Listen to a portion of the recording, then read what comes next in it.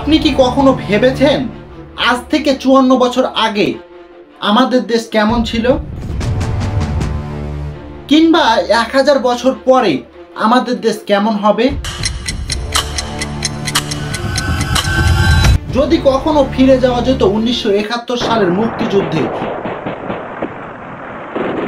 কিংবা এক ঝলকে দেখে ফেলা যেত ভবিষ্যতের ৩০৫০ সালকে, তাহলে কেমন হতো?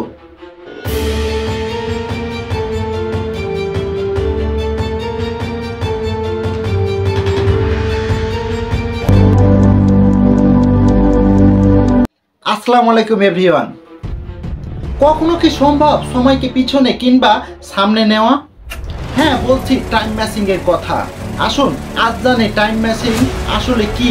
এটা শুধু গল্প নাকি এর পেছনে বিজ্ঞানের কোনো রহস্য লুকিয়ে আছে? টাইম মেশিং হচ্ছে এমন একটি কল্পনাপ্রসূত যন্ত্র যার মাধ্যমে সময়ের মধ্যে পিছনে কিংবা সামনের দিকে যাতায়াত করা যায়। এই ঘটনাটি জনপ্রিয় হয়েছিল 1895 সালের ব্রিটিশ লেখক এইচ.জে. ওয়ালেস এর উপন্যাস দ্য টাইম মেশিং প্রকাশের পর।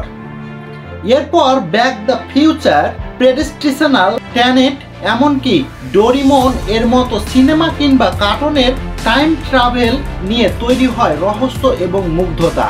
কিন্তু প্রশ্ন হলো, এগুলো কি কেবল কল্পনা নাকি কোনো বৈজ্ঞানিক ভিত্তি রয়েছে? টাইম ট্রাভেল নিয়ে বৈজ্ঞানিক তত্ত্ব রয়েছে। আলবার্ট আইনস্টাইন এর আপেক্ষিক তত্ত্ব বলে সময় একটানা চলে না, এটা পরিবর্তনশীল। যদি কেউ আলোর গতির কাছাকাছি কোনো যানবাহনে ভ্রমণ করে, তার জন্য সময় ধীর হয়ে যাবে।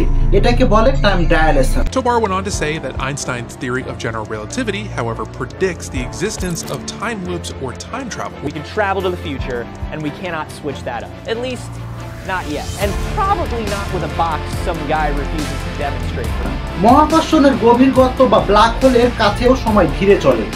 তবে এইসব হচ্ছে ভবিষ্যতে যাওয়ার সম্ভাবনা, কিন্তু অতীতে ফেরার কোনো বৈজ্ঞানিক ব্যাখ্যা বা প্রশ্ন রয়েছে? এখানে প্রশ্ন থেকেই যায়। যেমন ধরুন, আপনি যদি অতীতে গিয়ে নিজেকে হত্যা করেন, তারপর আবার কি তাহলে আপনি বেঁচে ফিরবেন? এটাকে বলে টাইম প্যারাডক্স। বিজ্ঞান বলেছে হয়তোবা ভবিষ্যতে নিজের সাথে খেলা করা যন্ত্র আবিষ্কার করবে, তবে বর্তমান এই যন্ত্রটা আবিষ্কার করা এখনো অসম্ভব। টাইম মেশিং আবিষ্কার করার জন্য এমন একটি পদার্থ দরকার যা পদার্থবিজ্ঞানের ভাষায় যা এখনো কোনো প্রুফ পাওয়া যায়নি। হয়তো একদিন টাইম মেশিং হবে বাস্তবে, আর তখন আমরা শুধু ইতিহাস পড়ব না, তা চোখে দেখব। ভবিষ্যতে জানালা খুলে এক নতুন পৃথিবীর উন্মোচন করব।